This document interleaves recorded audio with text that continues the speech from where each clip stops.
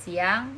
Perkenalkan, nama saya Aprilia Sonika Owor, jurusan Administrasi Bisnis Prodi Manajemen Bisnis D4 semester 4 dengan nomor absen 12 dan dengan NIM 20053012. Saat ini saya akan mempresentasikan tentang cara menghitung PPN kurang atau lebih. Sebelum itu kita membahas tentang pengertian PPN. Nah, di sini kepanjangan dari PPN adalah pajak pertambahan nilai. Pajak pertambahan nilai ini berasal dari barang yang dijual atau jasa yang dijual. Jadi di sini barang yang dijual bisa dikenakan pajak pertambahan nilai. Sekarang kita harus tahu bagaimana bisa mendapatkan pajak pertambahan nilai atau PPN dan gunanya. Nah, ada contoh di sini. Misalkan saya membeli suatu barang sebesar 100 rupiah. Anda membeli barang A sebesar 100 rupiah. Pajak pertambahan nilai itu tarifnya berbagai macam. Tapi yang paling simpel atau yang sering kita dengar atau kita gunakan adalah 10%. Jadi misalnya Anda pergi ke sebuah supermarket tertentu. Nah, terus Anda membeli barang sebesar 100 rupiah, maka Anda mendapatkan PPN 10%, yaitu adalah 10 rupiah. Jadi 100 rupiah ditambah 10 rupiah, totalnya adalah 110 rupiah. Nah, terus bagaimana saya bisa memanfaatkannya? Setelah Anda mendapatkan 110 tadi, di mana 100 adalah nilai dari barang dan 10 adalah PPN-nya, maka Anda bisa menggunakan PPN tadi ketika Anda dinobatkan atau Anda dikukuhkan menjadi seorang pengusaha. Kena pajak alias PKP. Syarat sendiri menjadi PKP adalah yang pasti Anda harus memiliki omset minimal 4,8 miliar setahun. Maka Anda harus menjadi pengusaha kena pajak. Nah, di sini ada cara menghitung PPN, yaitu ada 3 cara. Yang pertama adalah PPN pajak atas konsumsi dalam negeri. Yang kedua adalah dikenakan atas nilai tambah. Dan yang ketiga, pajak tidak langsung. Nah, di sini ada juga beberapa contoh. PT Abadi bergerak di bidang kain, kemudian PT Sinar di bidang garmen, kemudian Toko Berkat dia jual beli pakaian. Nah, tiga-tiga ini sudah PKP atau sudah pendapatan kena pajak. Artinya di sini setiap transaksi mereka harus memungut PPN. Contohnya seperti yang akan saya jelaskan sebentar. PT Abadi dia menjual kain kepada PT Sinar, harga kainnya misalnya 2 juta per PPN 10%.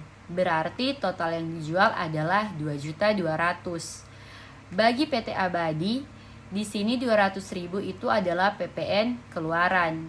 Kemudian di PT Sinar sekarang harga PPN 200.000 bagi PT Sinar itu adalah PPN pembelian. Harga fakturnya masih sama. Kemudian ketika nanti PT Sinar menjual kain tadi, barang tadi itu pasti ada laba. Nah, di sini misalkan laba 400.000, maka yang akan dijual ke konsumen atau ke perusahaan lainnya harga sekarangnya berubah. Harga belinya menjadi 2 juta. Nah, kemudian harga jualnya sekarang 2.400.000. Dari harga jual ini harus memungut PPN yang pasti. Karena dia sudah PKP. PPN sekarang berubah menjadi 240. Nah, 240 itu hasil dari 2.400.000 dikalikan dengan 10%. Maka ketika PT Sinar mengeluarkan faktur, maka nilai fakturnya adalah 2.640.000. Kita akan menghitung PPN-nya. Nah, PPN atas pembelian atau PPN pemasukan 200.000, terus PPN keluaran 240.000, Berarti di sini selisihnya 240.000 kurang 200.000, hasilnya ya 40.000 rupiah. Kalau ternyata PPN keluarannya lebih besar, maka di sini dia menjadi kurang banyak. Itulah yang nanti akan dibayarkan PT Sinar. Nah, di sini PT Sinar memiliki PPN-nya. Berikut dari PT Sinar yang bergerak ke toko berkat. Misalkan toko berkat membeli pakaian dari PT Sinar. Harga belinya 2.400.000. Nah, di sini ketika toko berkat ingin menjual ulang, dia juga ingin menambah laba. Karena tidak mungkin harga beli sama dengan harga jual. Labanya 480.000. Dari selisih harga beli 20%, harga jual sudah berubah. Harga beli ditambah laba, maka harga jualnya menjadi 2.880.000. Pajak tambahan nilainya adalah 288.000. 10% dari harga jual, yaitu 2.880.000. Untuk PPN keluarnya didapat dari harga jual tambah PPN, maka mendapatkan hasil 3.168.000.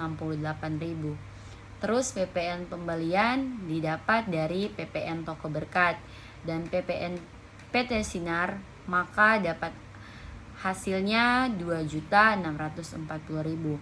PPN kurang bayar dapat hasil 48.000 dari 288.000 kurang 240.000. Nah, tadi adalah beberapa contoh tentang cara menghitung pajak pertambahan nilai kurang atau lebih.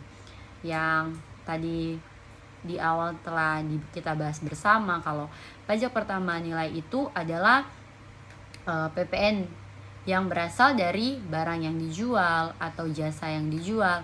Jadi di mana barang yang dijual bisa dikenakan pajak pertambahan nilai dan sangat memiliki keuntungan untuk kita yang telah menjadi seorang pengusaha, yang pastinya kita sudah memenuhi syarat, yaitu memiliki omset minimal 4.800.000.000 setahun. Dan maka kalau kita sudah menjadi seorang pengusaha yang mencapai omset tersebut, harusnya menjadi pengusaha kena pajak atau yang kita sering sebutkan PKP. Nah, di sini juga yang tadi saya sudah bahas tentang nilai dari PPN. Mungkin banyak sekali nilai atau contoh dari PPN tersebut. Nah, tapi yang sering kali kita gunakan, sering kali kita pakai, yaitu adalah 10%.